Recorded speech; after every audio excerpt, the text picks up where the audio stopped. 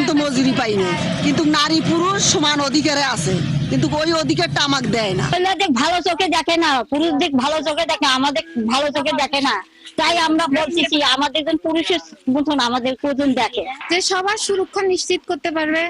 আর কর্মসংস্থান তো অবশ্যই দরকার। মা বোন খালা যারা যেখানে যেভাবে স্বাধীনভাবে চলাফেরা করতে পারবে, দেখা যাবে যে তাকেই আমরা সাপোর্ট দেব এবং তার হয়ে আমরা কাজ করব।